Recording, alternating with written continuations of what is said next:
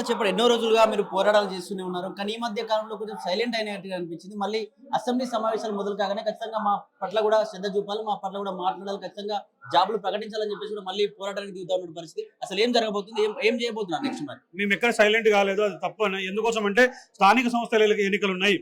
Sarpanch elections అంటే ప్రజాస్వామ్యానికి పునాది కాబట్టి ఆ ప్రజాస్వామ్యాన్ని రక్షించాలనే ఒక చదువుకున్నోళ్ళుగా ప్రజాస్వామ్యాన్ని రక్షించాలనే ధోరణితో మేము స్థానిక సంస్థల ఎన్నికల్లో ఓటేయడానికి మాత్రమే ఉన్నాము.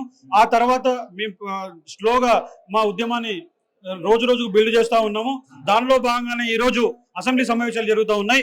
అసెంబ్లీ సమావేశాల్లో భాగంగానే ప్రతి సమస్య పైన చర్చిస్తూ ఉన్నారు.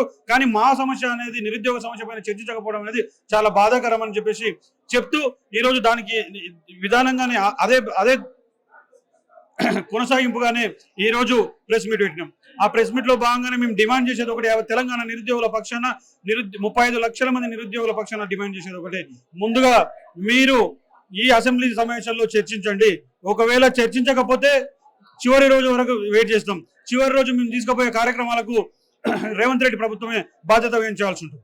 అంటే ఇక్కడ ఏదైతే మీ నిరుద్యోగులకు సంబంధించి ప్రభుత్వం దిగిపోయింది బీఆర్ఎస్ ప్రభుత్వం. అది దిగిపోయిన తర్వాత కూడా మళ్ళీ ఎప్పుడు కూడా మీకు సంబంధించి నిరుద్యోగుల పట్ల ఎప్పుడు కూడా మాట్లాడిన పరిస్థితి, అసెంబ్లీలో కూడా ఎప్పుడు కూడా దీనికి సంబంధించి ప్రస్తావన తీసుకురాలి. మరి ఏమైనా చెప్పబోతున్నా బీఆర్ఎస్ ని కలిసే పరిస్థితి ఏమైనా ఉండబోతుందా? అసలు అంటే బీఆర్ఎస్ ని కలుస్తామా పక్కకెడితే ముందు ప్రభుత్వం పైన ఒత్తిడి పెంచుతాం. ఒకవేళ ప్రభుత్వం కనుక స్పందించకపోతే తప్పకుండా ప్రతిపక్షాలను ఆశ్రయిస్తాం. ప్రతిపక్షాలు కూడా స్పందించలేదనుకో ఈ ప్రజాకోర్టులో ప్రభుత్వాన్ని ప్రతిపక్షాన్ని ఎండగడతాం. ఎందుకోసం అంటే ప్రభుత్వం విఫలమైనప్పుడు ప్రతిపక్షాల బాధ్యతగా ఆ సమస్యను లేవనెత్తాల్సిన అవసరం ఉంది. మేము తప్పకుండా రేపో ఎల్లుండ తప్పకుండా ప్రతిపక్షాన్ని కూడా కలిసే ప్రయత్నం చేస్తా ఉన్నాం.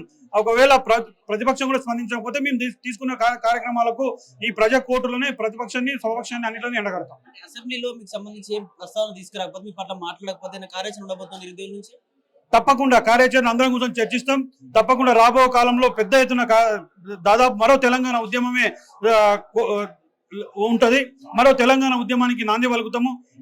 దీనికోసం మీరందరూ కూడా యావత్ తెలంగాణ నిరుద్యోగులందరూ కూడా కంకణ బదులు కావాలని తెలంగాణ నిరుద్యోగ పక్షాన నిరుద్యోగులకు అందరూ కూడా అభ్యర్థిస్తా ఉన్నాం.